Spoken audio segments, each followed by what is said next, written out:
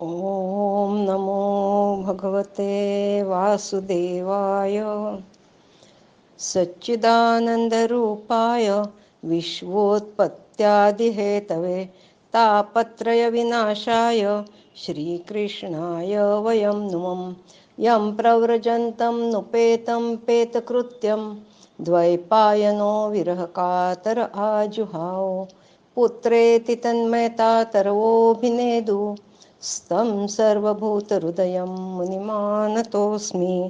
हरि ओम. स्कंध 5 अध्याय 1. आता ह्या अध्यायात आपण स्वयंभू मनूचा पुत्र प्रियव्रत याचे चरित्र बघणार आहोत.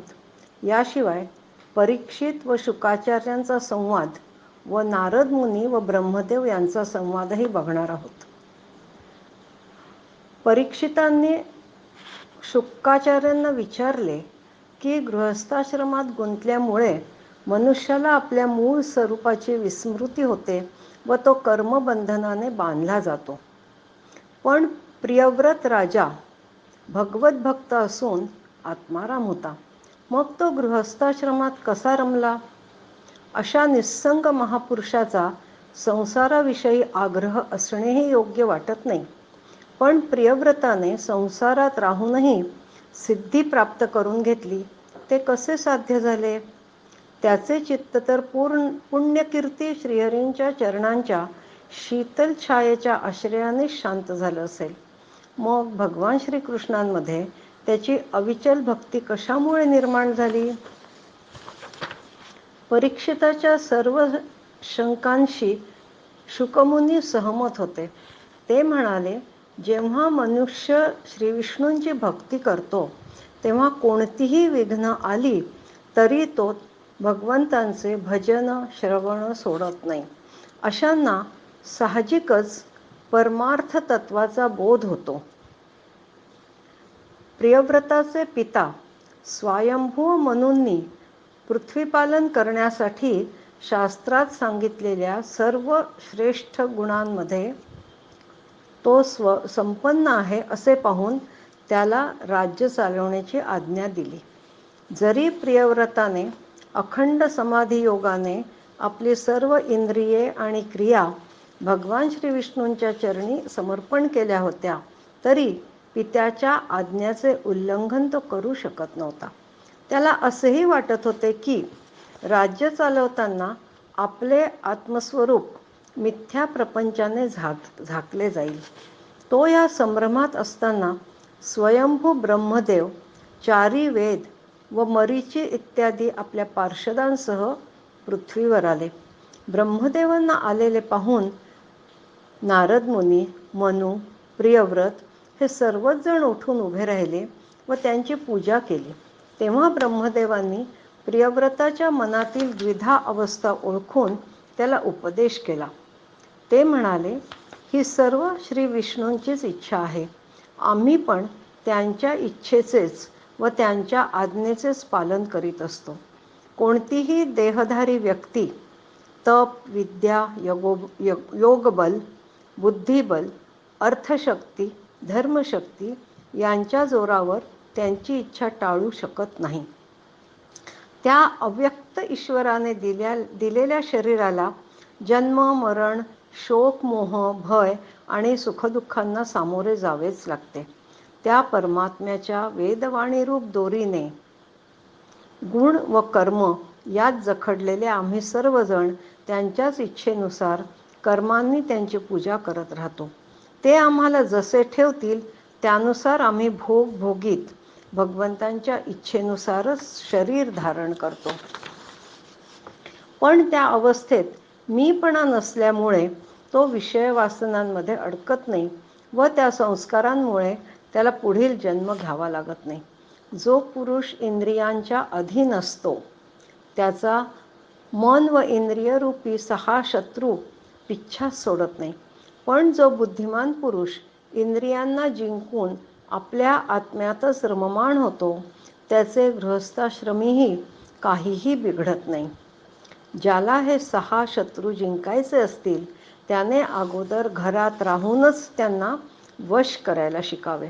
त्यासाठी त्या पुराण पुरुषाने दिलेल्या भोगांचा उपभोग घे व नंतर निस्संग होऊन आपल्या आत्मस्वरूपात स्थिर हो. प्रियव्रताने त्यांची आज्ञा शिरसावंद्य मानून ब्रह्मदेवांची पूजा केली व मग ब्रह्मदेव आपल्या लोकी परत गेले. त्यानंतर प्रियव्रताने विश्वकर्मा प्रजापतींची कन्या बहिर्ष्मतीशी विवाह केला. त्यांना 10 पुत्र व एक ऊर्जस्वती नावाची कन्या झाली. त्याच्या सर्व 10ही मुलांची नावे अग्नीशी संबंधित होती. तसेच त्यांनी नंतर अजून एक विवाह केला. त्या पत्नीपासून त्याला 3 पुत्र झाले. त्यांची नावे उत्तम, तामस व रैवत. पुढे ते त्यांच्या नावाच्या मन्वंतरांचे अधिपती झाले. प्रियव्रताने पृथ्वीवर बहुकाळ राज्य केले. एकदा त्याने आपल्या वेगवान रथात बसून सूर्याच्या पाठोपाठ पृथ्वीच्या 7 प्रदक्षिणा केल्या. त्याच्या रथाच्या चाकांनी पृथ्वीवर जे खड्डे पडले ते 7 समुद्र झाले व त्यापासून 7 द्वीपे बनली. प्रियव्रताची कन्या ऊर्जस्वती हिचा विवाह त्याने शुक्राचार्यांशी करून दिला व हिच्यापासून शुक्रांची कन्या देवयानी हिचा जन्म झाला. प्रपंचात गुंतलेला प्रियव्रत हळूहळू मनातून विरक्त होऊ लागला. श्री विष्णूंच्या कृपेने त्याची विवेकशक्ती जागृत झाली. आपल्या 2 राण्या व साम्राज्य दोन्हीचा त्याग करून हृदयात वैराग्य धारण करून तो भगवंतांचे चिंतन करू लागला. हरिओम. स्कंध 5. ह्या वेळेला आपण 5व्या स्कंधातल्या 2ऱ्या आणि 3ऱ्या अध्यायाचे एकत्र परामर्श घेणार आहोत. प्रियव्रताचे 3 पुत्र कवी, महावीर व सवन हे लहानपणीच ब्रह्मचारी झाले. प्रियव्रतानंतर अग्निध्र राजा झाला. पित्याच्या आज्ञेचे पालन करून तो जंबूद्वीपावर राज्य करू लागला. अग्निध्राचा पूर्वचित्ती नावाच्या अप्सरेशी विवाह झाला. अग्निध्र व पूर्वचित्तीला 9 पुत्र झाले. ते सर्व सुडोल व सशक्त होते. अग्निध्र बुद्धिमान, शीलवान, रूपवान, ऐश्वर्यसंपन्न व औदार्याने परिपूर्ण होता. अग्निध्राचा स्वर्गवास झाल्यावर त्याच्या मुलांचे विवाह झाले. अग्निध्राची जी 9 मुले होती त्यातील ज्येष्ठ पुत्र नाभीचा अग्निध्रानंतर राज्याभिषेक झाला.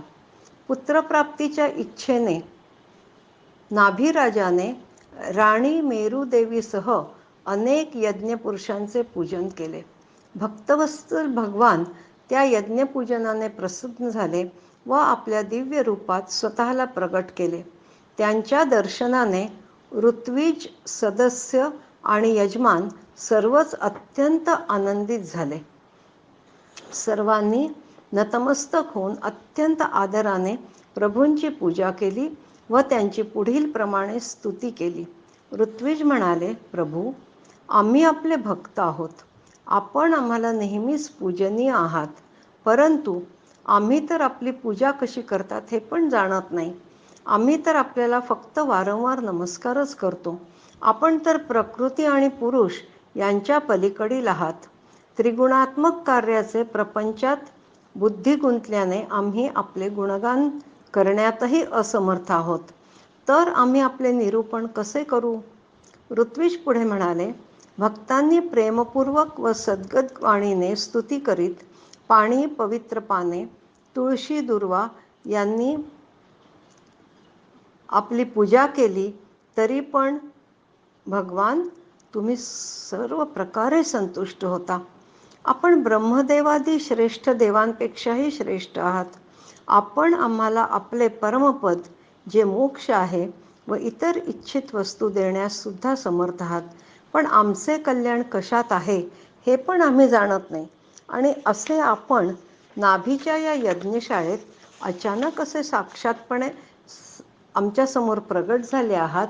हाच खरं तर आमच्यासाठी श्रेष्ठ वर आहे. आम्ही आणखी कोणता वर आपल्याकडे मागावा?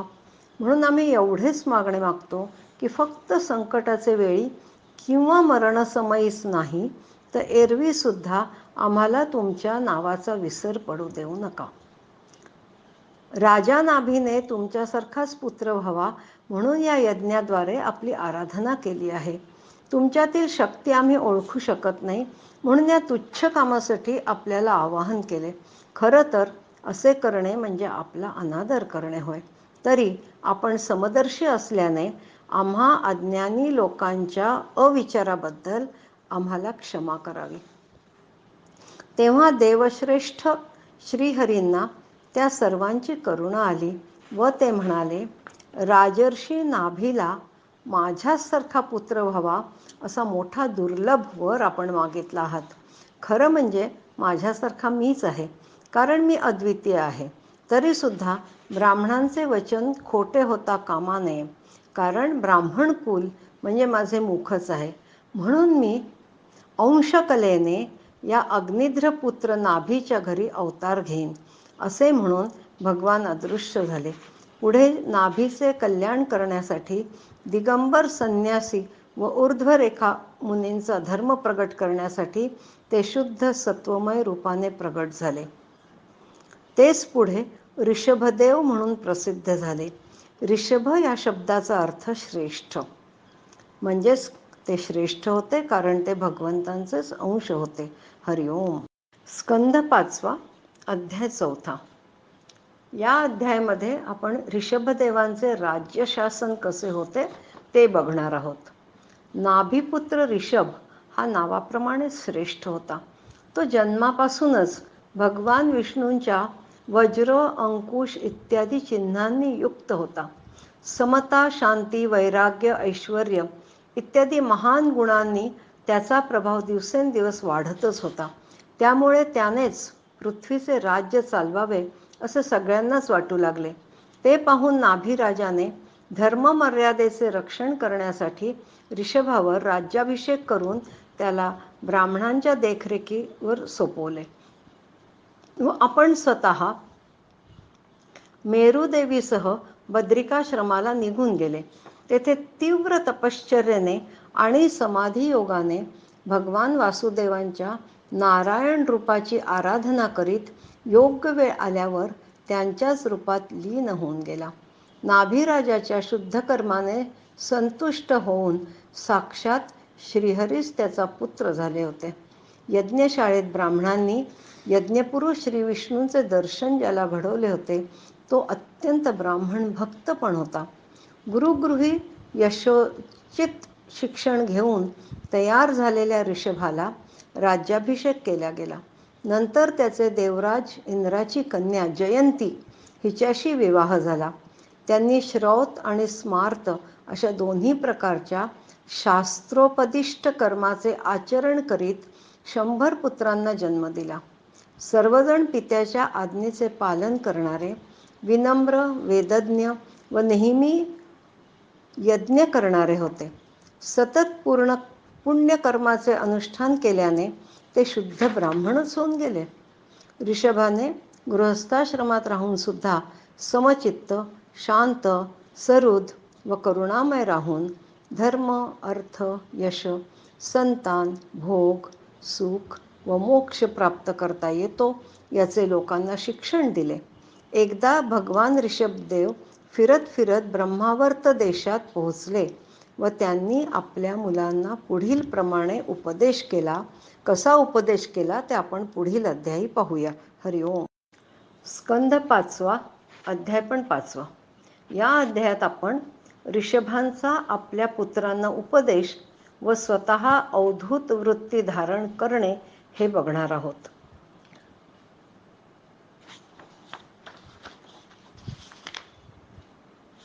ब्रह्मावर्त देशात पोचल्यावर ऋषभ आपल्या मुलांना उपदेश करून सांगताना म्हणाले, मनुष्य शरीर या मर्त्यलोकात दुःखमय विषयभोग प्राप्त करण्यासाठी नाही, तर मनुष्याने असे दिव्य तप केले पाहिजे की जेणेकरून त्याचे अंतःकरण शुद्ध होईल. कारण ह्यामुळेच अनंत ब्रह्मानंदाची प्राप्ती होणे शक्य होते.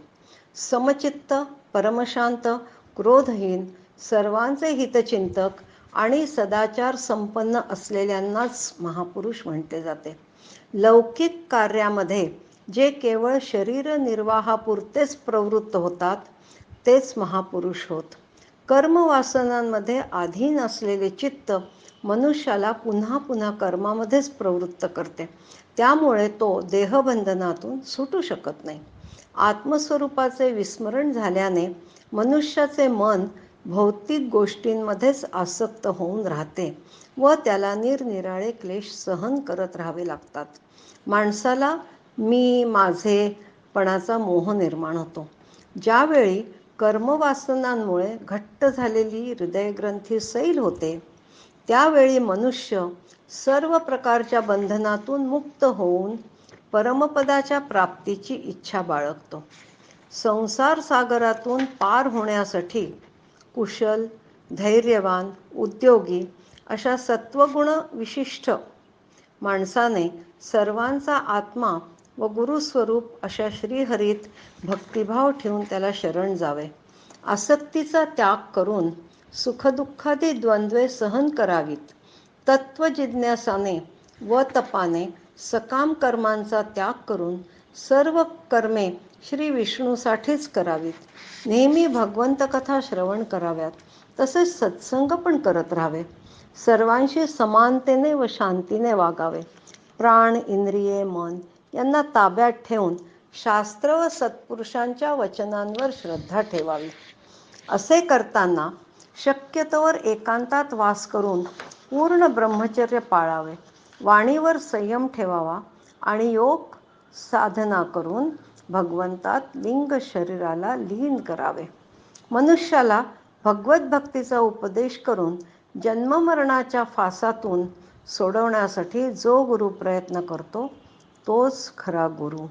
स्वजन, मातापिता व देव पण असतो. शुद्ध तत्व हेच भगवंतांच्या अवतार शरीराचे रहस्य आहे. शुद्ध तत्वातच भगवंतांचे हृदय आहे. तसेच धर्माचेही अनुष्ठान आहे. याप्रमाणे आपल्या पुत्रांना ऋषभराजांनी उपदेश केला.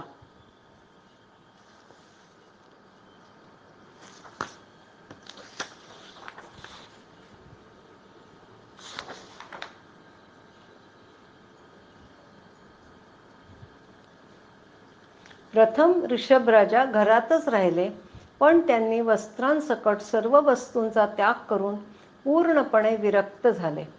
ते दिगंबर झाले, ते संन्यासी झाले. जणू अवधूत होऊन सर्वत्र भटकू लागले. त्यांच्या मूळ रूपाला न ओळखल्याने लोकांनी त्यांना प्रचंड त्रास दिला. पण कुठल्याही परिस्थितीत त्यांनी फक्त परमात्म स्वरूपाचाच अखंड चित्तवृत्ती ठेवून एकटेच पृथ्वीवर सगळीकडे विहार करीत राहिले. अशा प्रकारे परमहंसांना त्यांनी त्यागाच्या आदर्शाची शिकवण दिली. सर्व प्रकारच्या सिद्धी तर त्यांना आपोआपच प्राप्त झाल्या होत्या, पण त्या त्यांनी स्वीकारल्या नाहीत. हरिओम. स्कंद 5 अध्याय 6. ऋषभदेवांना खरं तर सर्व सिद्धी आपोआपच प्राप्त झाल्या होत्या हे आपण मागील अध्यायात पाहिले, पण त्यांनी त्या स्वीकारल्या नाहीत हेही पाहिले. म्हणून राजा परीक्षिताने शुकदेवांना विचारले की ऋषभदेवांच्या योगरूप वायूने प्रज्वलित झालेल्या ज्ञानाग्नीमुळे तर त्यांची राग द्वेषादी कर्मबीजे नष्ट झालेली असताना त्यांनी सिद्धींचा स्वीकार का बरं नाही केला? त्या ज्ञानी पुरुषाला त्या सिद्धी त्रासदायक थोडीच झाल्या असत्या. तेव्हा शुकदेव म्हणाले, माणसाचे चित्त म्हणजेच मन मोठे चंचल असते. बुद्धिमान माणसाने चित्ताशी कधीही मैत्री करू नये. ते चंचल चित्त माणसाचे श्रेष्ठ तप क्षीण व माणसाला पथभ्रष्ट करण्याची शक्ती ठेवते. काम, क्रोध, मद, लोभ आणि शोक, मोह, भय इत्यादी शत्रूंचे तसेच कर्मबंधनाचे मूळ म्हणजे चित्त म्हणजेच मनच आहे. म्हणून बुद्धिमान माणूस त्या चित्तावर कधीही विश्वास ठेवत नाही. इकडे ऋषभदेव सर्व संग परित्याग करून बैराग्यासारखे दिगंबर अवस्थेत जंगलांमधून भटकत होते. आपला प्रभावी व्यक्तिपरिचय त्यांनी वेडाच्या आवरणाखाली झाकून ठेवला होता.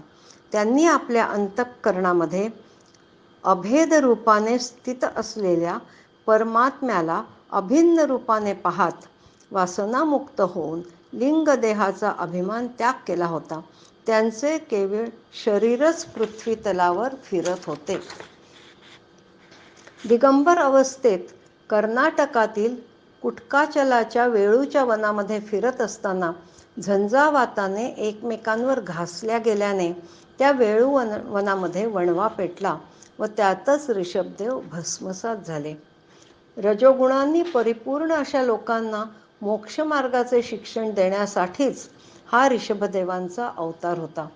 7 समुद्र असणाऱ्या पृथ्वीच्या सर्व द्वीप व वर्षे यामध्ये भारतवर्ष मोठी पुण्यभूमी आहे.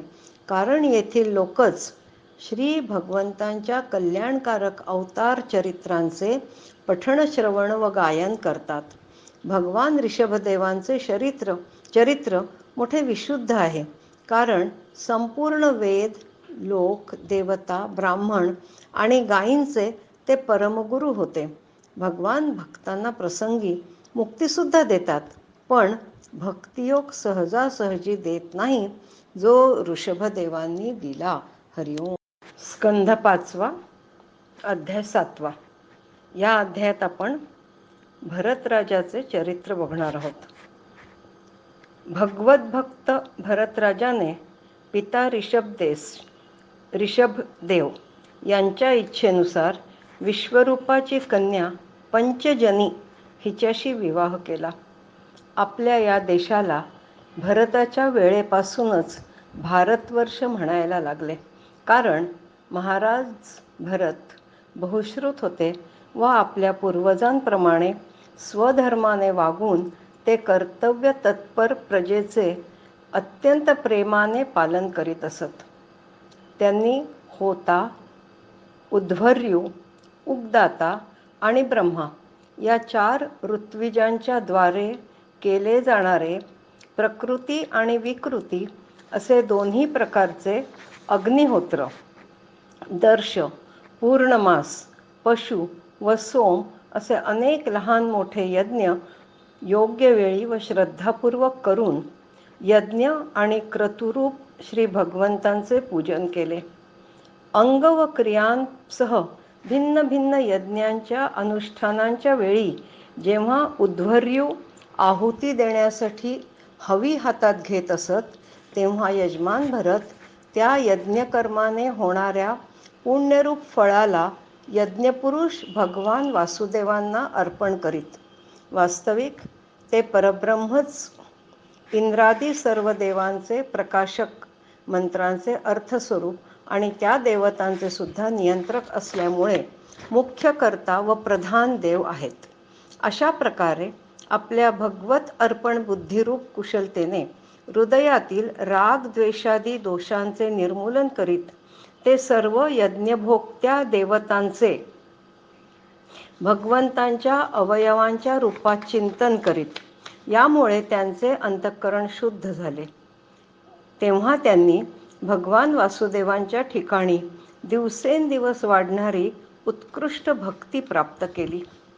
1 कोटी वर्षांनी आपले राज्यभोगाचे प्रारब्ध क्षीण झाले आहे असे जाणून आपली वंशपरंपरागत संपत्ती पुत्रांना योग्य तऱ्हेने वाटून दिली व ते स्वतः पुलहाश्रमात हरिहर क्षेत्री गेले. ते भगवंतांचे अत्यंत प्रेमाचे स्थान असल्याने आजही लोकांना श्रीहरी त्यांच्या इष्टरूपात भेटतात. तेथे प्रसिद्ध गंडकी नदीचा स्रोत आहे. भरतराजाने नियमपूर्वक भगवंतांची आराधना केली.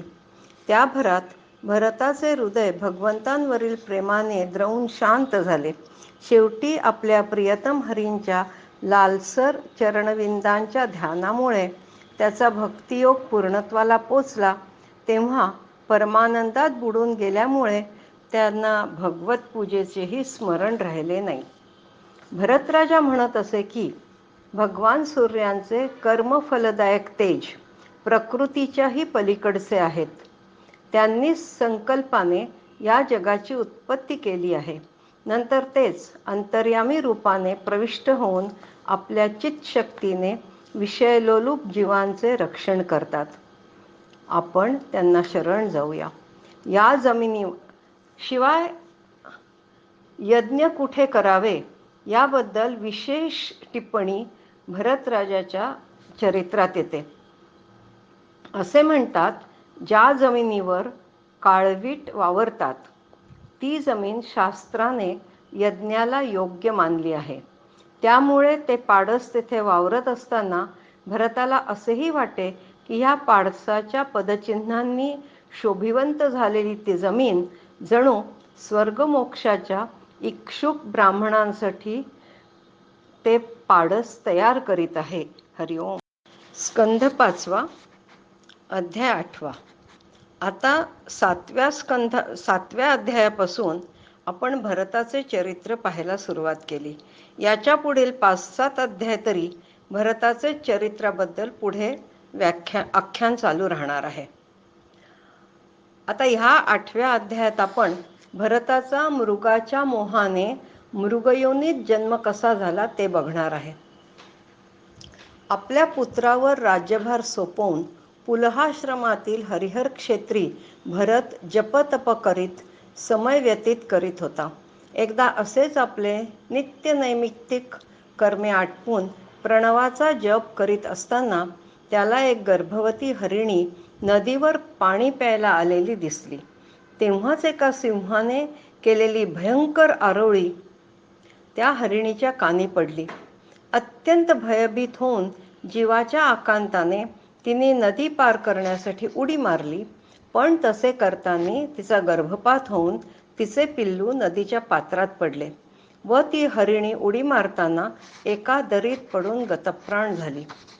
भरताने जेव्हा हे सर्व पाहिले तेव्हा त्या पाडसाची त्याला अत्यंत दया आली व तो त्या पाडसाला आश्रमात घेऊन आला. अतिशय प्रेमाने तो त्या पाडसाचे लालन पालन करू लागला. पण असे करीत असताना तो पाडसाच्या आसक्तीत कधी गुंतत गेला हे त्याचे त्यालाही कळले नाही.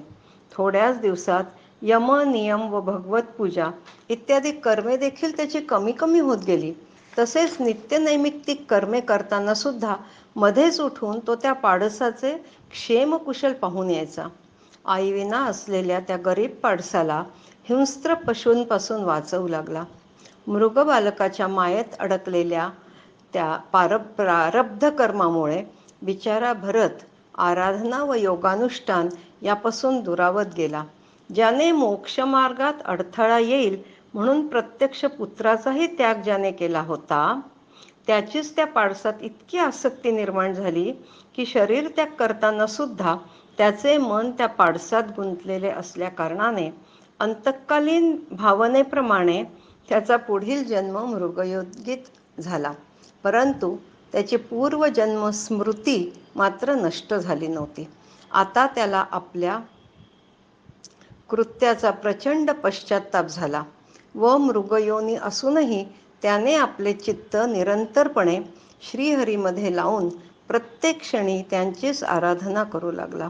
आपला हरणांचा कळप सोडून तो पुलस्त्य आणि पुलह ऋषींच्या शालिग्राम तीर्थावरील आश्रमात गेला व प्राणपणाने कोणत्याही आसक्तीत न अडकता प्रारब्धाच्या समाप्तीची वाट पाहू लागला. शेवटी त्याने आपले अर्धे शरीर गंडकी नदीच्या पाण्यात बुडवून आणि प्राण सोडले. हरिओम. स्कंध 5 अध्याय 9. भरताचा ब्राह्मण कुळात जन्म. मृग शरीराचा त्याग केल्यावर भरताचा जन्म एका अंगिरस गोत्राच्या ब्राह्मण कुळात एका ब्राह्मणाच्या द्वितीय पत्नीच्या पोटी झाला. भरताचा हा शेवटचा मनुष्य जन्म होता असे सांगतात. ह्या जन्मी सुद्धा भरताला आपल्या पूर्वीच्या जन्म परंपरेचे स्मरण राहिले होते.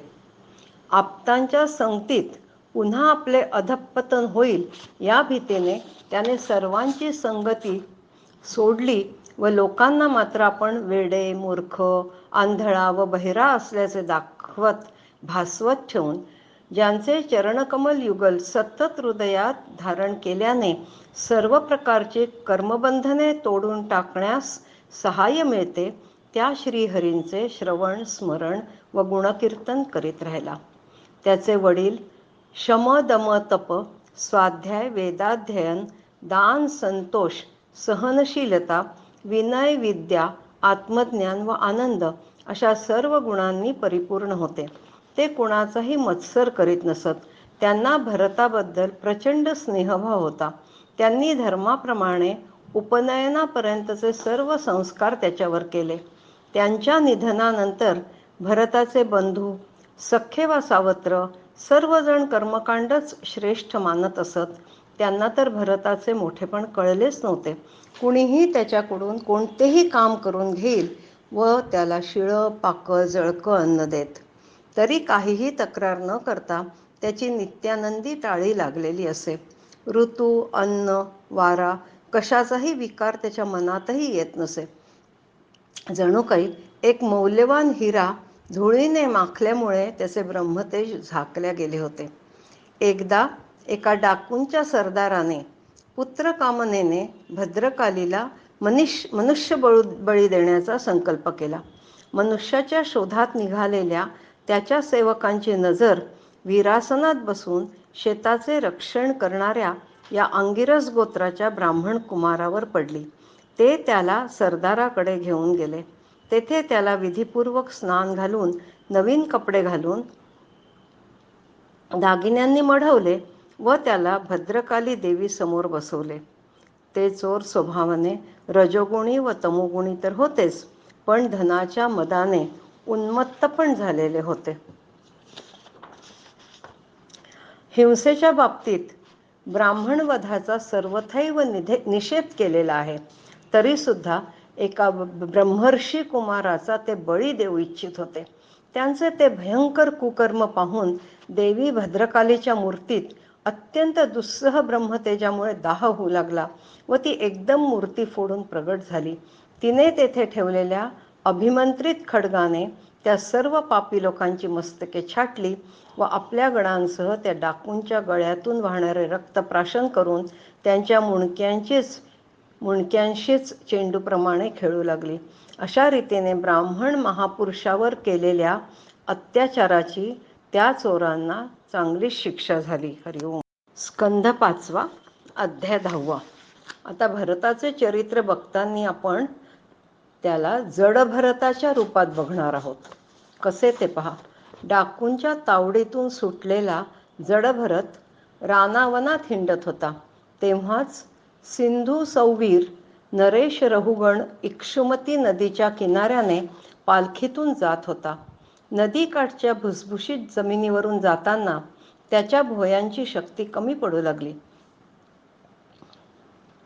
तेव्हा त्यांना धष्टपुष्ट जडभरत नजरेला पडला. त्यांनी त्यालाच पालखीचा जास्तीचा भोया म्हणून कामाला पुजले. पंचमहाभूते, इंद्रिये आणि अंतःकरण यांचा समूह असलेल्या आपले अविद्येने भरलेले हे शरीर वस्तुतः आपले नसतेच व मी, माझेपणा यांचा आभासही नष्ट झालेला जडभरत तर हा ब्रह्मरूप झालेला असल्यामुळे आपल्यामुळे कुठलाही जीवाणू दुखावला जाऊ नये म्हणून एक एक पाऊल सावधपणे टाकत होता. पण त्यामुळे पालखी डुगडुगू लागली. याचा राजा रहुगणाला राग आला व तो जडभरताला अद्वा तद्वा बोलला. पण त्या संतापाचा जडभरतावर काहीही परिणाम झाला नाही. कारण शारीरिक अवस्था, तहान, भूक, भय, व्याधी, कलह, क्रोध, निद्रा, अभिमान व शोक या सर्वांचा त्याच्यामध्ये लवलेशही उरला नव्हता. त्याने शांतपणे रहुगणला आत्म्याचे ब्रह्मरूप होणे म्हणजे काय हे समजावून सांगितले. तेव्हा रहुगण समजून चुकला की हा कोणी सामान्य माणूस नसून द्विजश्रेष्ठ आहे.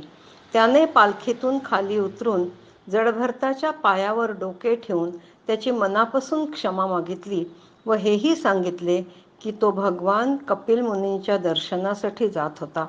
त्याला आता असेही वाटू लागले की भगवान कपिलदेवच अशा वेडसर रूपात आपली परीक्षा घेत आहेत की काय?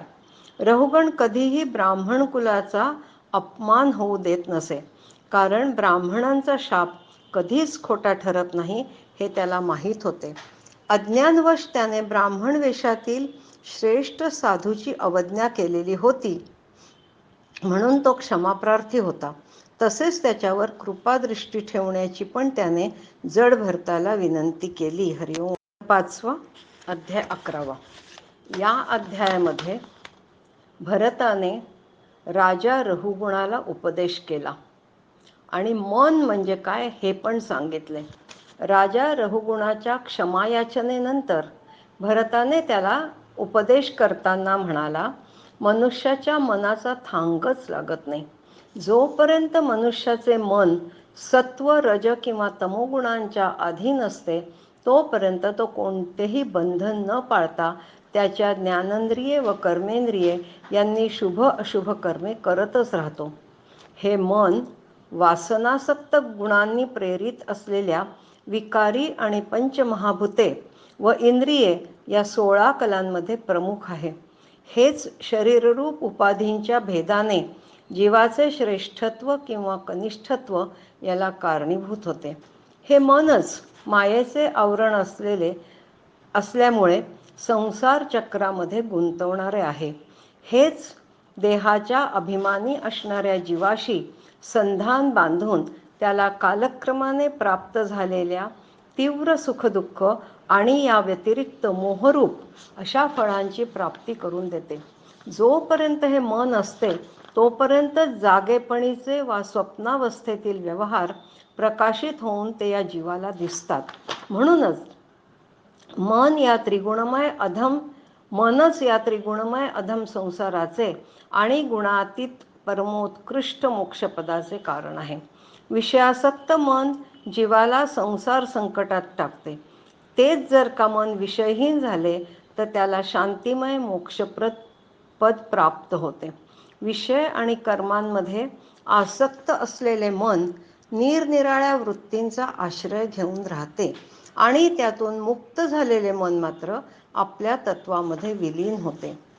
5 कर्मेंद्रिये, 5 ज्ञानेंद्रिये आणि 1 अहंकार या मनाच्या 11 वृत्ती आहेत.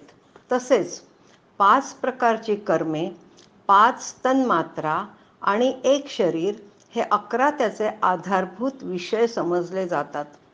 गंध, रूप, स्पर्श, रस आणि शब्द हे ज्ञानेंद्रियांचे 5 विषय आहेत.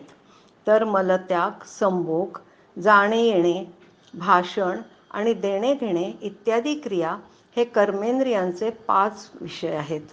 हे माझे आहे असे मानणे हा अहंकाराचा विषय आहे. हे सर्व जरी असले तरी केवळ आत्म्याच्या सत्तेमुळेच यांचे अस्तित्व आहे. मन ही जीवाच्या मायेने निर्माण केलेली उपाधी आहे आणि मन हे नेहमी संसार बंधनात टाकणाऱ्या अशुद्ध कर्मातच प्रवृत्त होऊन राहते. जागेपणी किंवा स्वप्नावस्थेत या वृत्ती प्रगट होतात व सुषुप्ती अवस्थेत झाकलेल्या राहतात. पण या दोन्ही अवस्थांमध्ये विशुद्ध चिन्मात्र असणारा क्षेत्रज्ञ मात्र मनाच्या या वृत्तींना साक्षी रूपाने पाहत राहतो. क्षेत्रज्ञ म्हणजे दुसरा तिसरा कोणीही नसून प्रत्यक्ष भगवंतच आहेत, जे स्वतः सर्वव्यापक जगताचे आदिकरण, परिपूर्ण, प्रत्यक्ष स्वयंप्रकाशी, अजन्मा, ब्रह्मदेवालाही नियामक आणि आपल्या अधीन असणाऱ्या मायेच्या द्वारा सर्वांच्या अंतःकरणात राहून जीवांना प्रेरित करणारा सर्व भूतांचा आश्रयदाता आहे. मन हा माणसाचा सर्वात मोठा शत्रू आहे. आपण त्याची जर उपेक्षा केली तर त्याची शक्ती अजूनच वाढते. ते माणसाच्या आत्मस्वरूपाला आच्छादित करून ठेवते. आपल्या श्रीगुरूंच्या व श्रीहरींच्या चरणांच्या उपासनेच्या अस्त्रानेच त्याला मारता येते. हरिओम. स्कंध 5वा, अध्याय 12वा. राजा रहुगुणाकडून नकळतच जड भरताचा जो अपमान झाला त्यामुळे राजा रहुगुण अत्यंत लज्जित झाला. त्याला जेव्हा भरताचे श्रेष्ठत्व समजले तेव्हा मात्र तो अत्यंत विनम्र झाला व त्याने भरताला काही प्रश्न विचारले. त्या प्रश्नांचे भरताने केलेले समाधान आपण ह्या अध्यायात बघणार आहोत. अतिशय विनम्रपणे रहुगुण राजा भरताला म्हणाला की जगताचा उद्धार करण्यासाठीच तुम्ही हा देह धारण केला आहे हे मला आता चांगलेच कळून चुकले आहे. आधीच परमानंद स्वरूपाचा अनुभव घेतलेल्या भरताने हा देह धारण केला असल्यामुळे तो या स्थूल देहाविषयी उदासीन आहे व एका मूर्ख ब्राह्मणाच्या वेशात आपल्या नित्य ज्ञानमय स्वरूपाला लपवले आहे हेही आता रहुगुण समजून चुकला होता.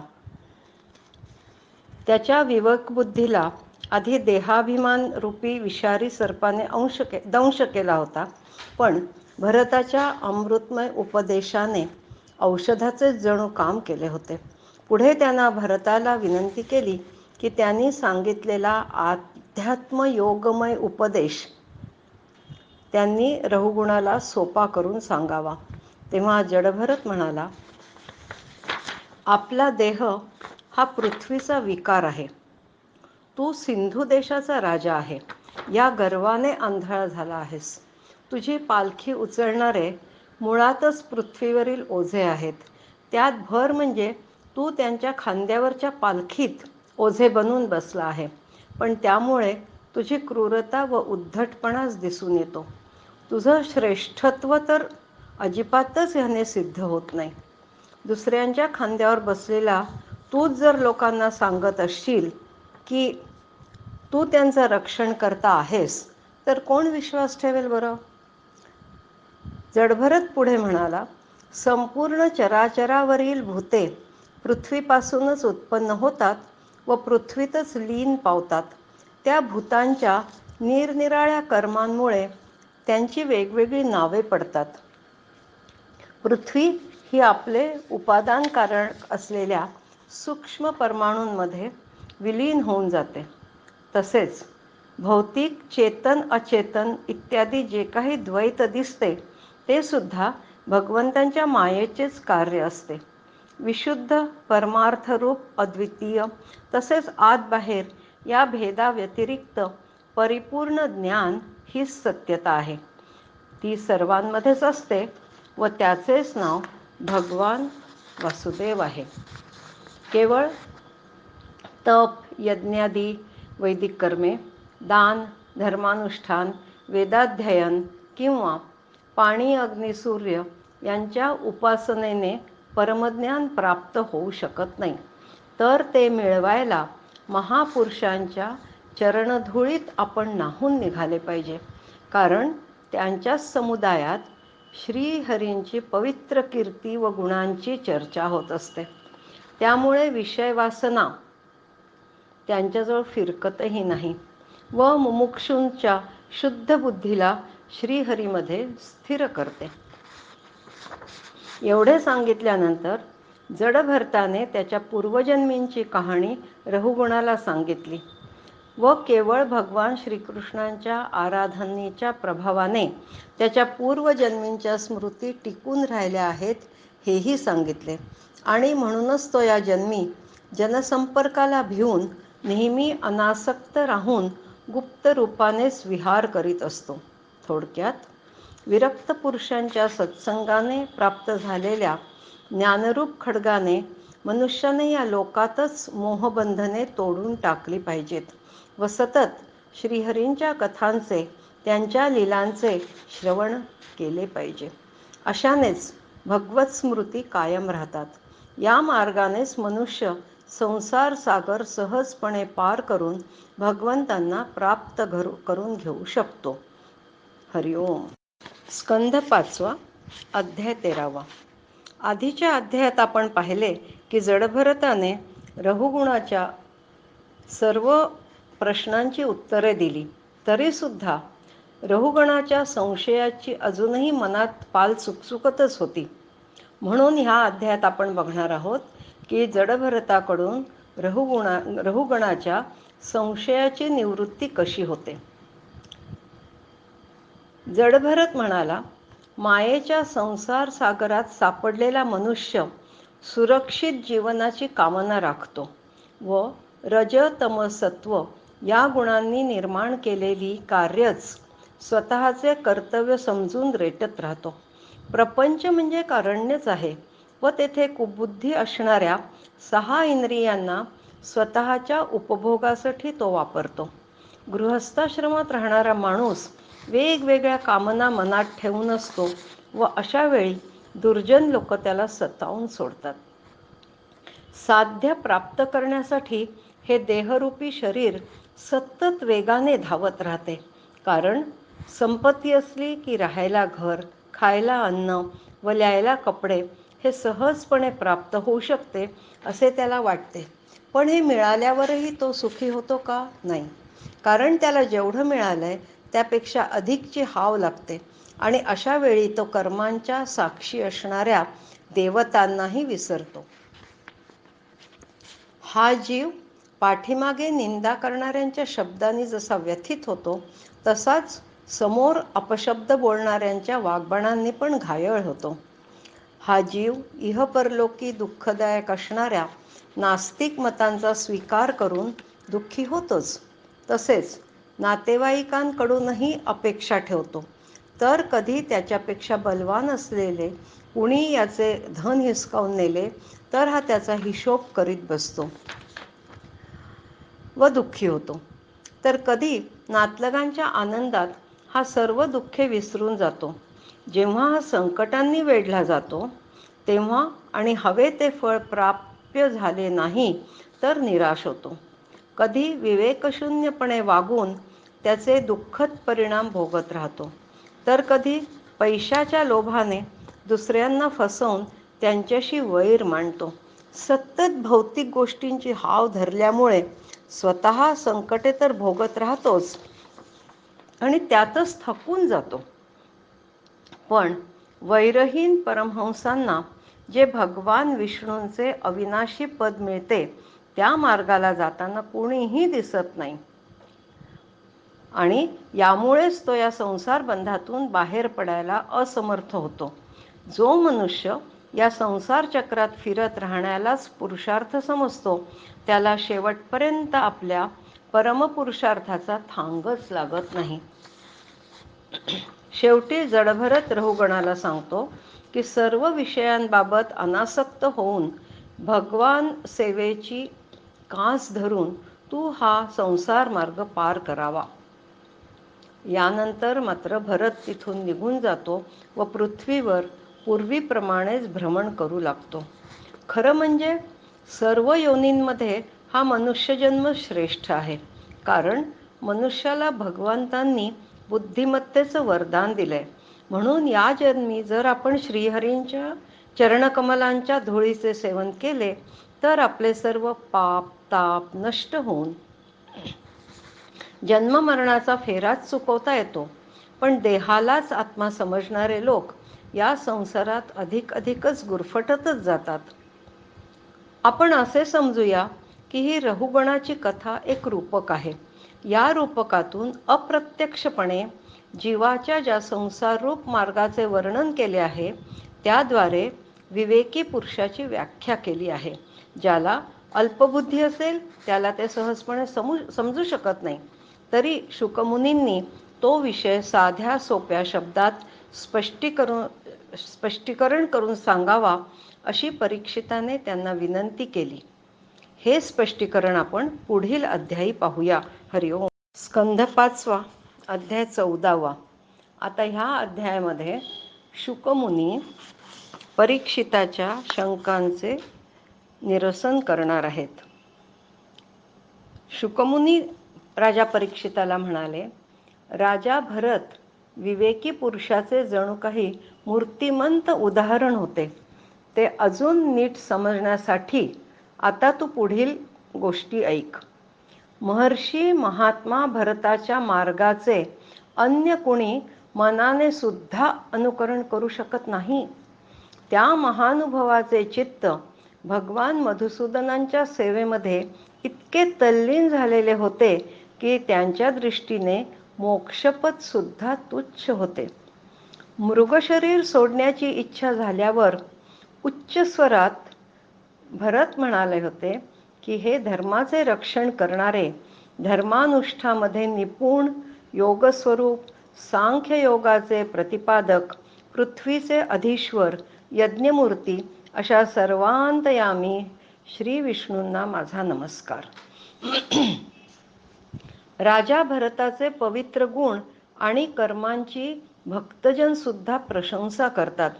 आता शुकदेव राजा परीक्षिताला पुढे म्हणाले, देहाभिमानी जीवांच्या कडून सत्वादी गुणांच्या भेदांमुळे शुभ, अशुभ व मिश्र अशी 3 प्रकारची कर्मे होत राहतात. त्या कर्मांनीच निर्माण केलेल्या अनेक प्रकारच्या शरीरांशी होणारा जो संयोग, वियोग आदिरूप असणारा अनादि संसार जीवाला प्राप्त होतो. त्याच्याच अनुभूतीची जाणीव करून देणारी मन आणि 5 ज्ञानेंद्रिये ही 6 द्वारे होत. त्यांना अधीन होऊन हा जीव समूह संसार वनात जाऊन पोचतो. तेथे भटकत असताना त्याला आपल्या शरीराने केलेल्या कर्मांचे फळ भोगावे लागते. तरी सुद्धा तो श्रीहरी व श्री गुरुदेवांच्या चरणविंद मकरंद मधूचे रसिक असलेल्या भक्त भ्रमराच्या मार्गाने जात नाही. मनासहित 6 इंद्रियेच या संसारवनात आपल्या कर्मांच्या दृष्टीने डाकूंप्रमाणे आहेत. पुष्कळ कर्मे करून कमावलेल्या धनाचा धर्मामध्ये उपयोग झाला पाहिजे, म्हणजेच भगवान परमपुरुषाच्या आराधनेत झाला पाहिजे. मगच मनुष्याचे परलोकातील कल्याण साधले जाईल. परंतु मनुष्याचा बुद्धिरूप सारथी विवेकहीन असतो, त्यामुळे मन ताब्यात राहत नाही. त्याच्या धर्मोपयोगी धनाला मनासहित 6 इंद्रिये जसे पाहणे, स्पर्श करणे, ऐकणे, स्वाद घेणे, वास घेणे, संकल्प विकल्प करणे व निश्चय करणे या वृत्तींच्या द्वारा गृहस्थोचित विषयभोगात फसवून तो लुटल्या जातो. गृहस्थाश्रम ही कर्मभूमी असल्याने येथे कर्मांचे उच्चाटन कधीच होत नाही. कारण हे घर म्हणजे कामनांचा पेटारा आहे. या गृहस्थाश्रमात आसक्त झालेल्या चित्तामुळे ती व्यक्ती या मर्त्य लोकाला सत्य समजू लागते. आधी देहामध्ये आत्मबुद्धी राहिली असल्या कारणाने विवेकबुद्धी नष्ट होते व नंतर मृगजळाप्रमाणे असणाऱ्या खोट्या विषयांच्या मागे तो धावत राहतो. पूर्व पुण्य भोगाने क्षीण झाल्यावर हा जिवंतपणीच मेल्यासारखा होऊन जातो व असत लोकांशी संबंध आल्यास त्याच्या बुद्धीत बिघाड होऊन तो नास्तिकवादाकडे ओढल्या जातो. गृहस्थाश्रमासाठी ज्या कर्मकांडांचा विस्तार आहे त्याचे अनुष्ठान हे एखाद्या पर्वताचा दुर्गम कडा चढण्यासारखा आहे.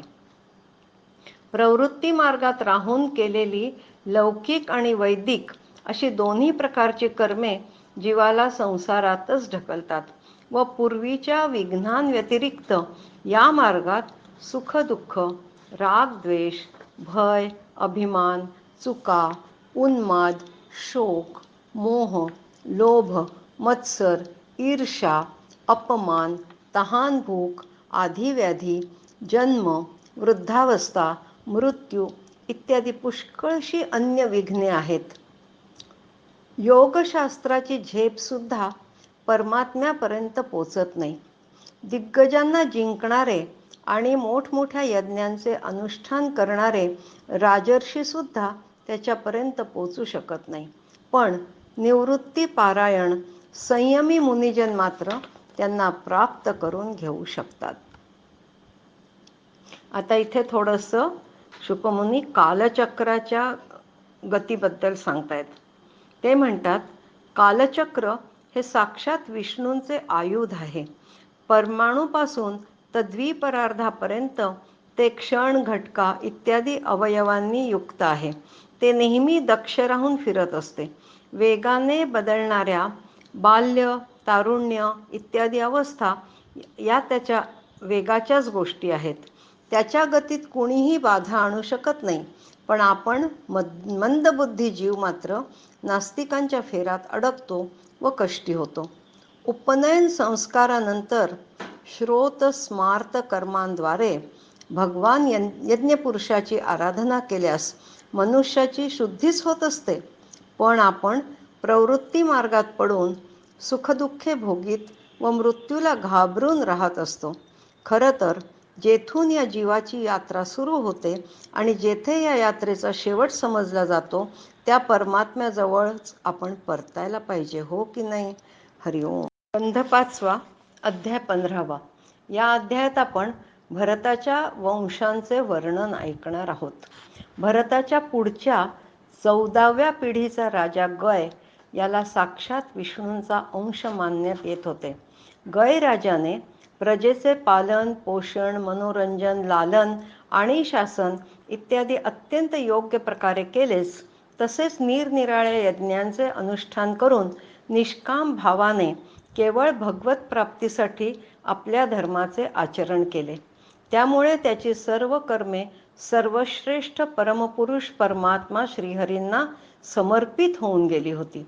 तसेच ब्रह्मवेत्या महापुरुषांच्या चरणसेवेने त्याला भक्तियोगाची प्राप्ती झाली होती. सदैव भगवत चिंतन करून त्याने आपले चित्त तर शुद्ध केलेच, पण देहादी अनात्म वस्तूंविषयी मी माझे हा भाव नाहीसा करून तो आपल्या आत्म्याला ब्रह्मरूपाने अनुभवू लागला. एवढे असूनही तो निराभिमानपणे पृथ्वीचे पालन करीत असे. प्राचीन इतिहास जाणणाऱ्या लोकांनी महात्म्यांनी राजर्षी गय च्या संबंधी यथोगाथाच गायली आहे. कारण गय भगवंतांचा अंशावतार तर होताच, याखेरीज यज्ञांचे यथाशास्त्र अनुष्ठान करणारा, अत्यंत ज्ञानी, धर्माचे रक्षण करणारा, लक्ष्मीवान, स्वाभिमानी सत्पुरुष, अग्रगण्य आणि संतांचा सच्चा सेवक होता. पृथ्वीने तर त्याच्या गुणांवर प्रसन्न होऊन धन रत्ने इत्यादी अनेक इच्छित वस्तू त्याला दिल्या होत्या. युद्धात पण तो कुशल होता.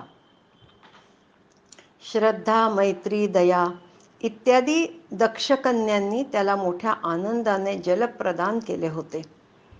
त्याच्या धर्माने संतुष्ट होऊन ब्राह्मणांनी परलोकात त्यांना मिळणाऱ्या धर्मफळाचा 1/6 भाग गयराजाला आपणहून दिला होता. श्रीहरी स्वतः नित्यतृप्त असूनही राजर्षी गय याच्या यज्ञामध्ये येऊन सहभागी होऊन तृप्त झाले होते. भरताच्या 23व्या पिढीतील राजा विरज याने पुढे आपल्या सुयशाने प्रियव्रत वंशाला विभूषित केले. हरिओम.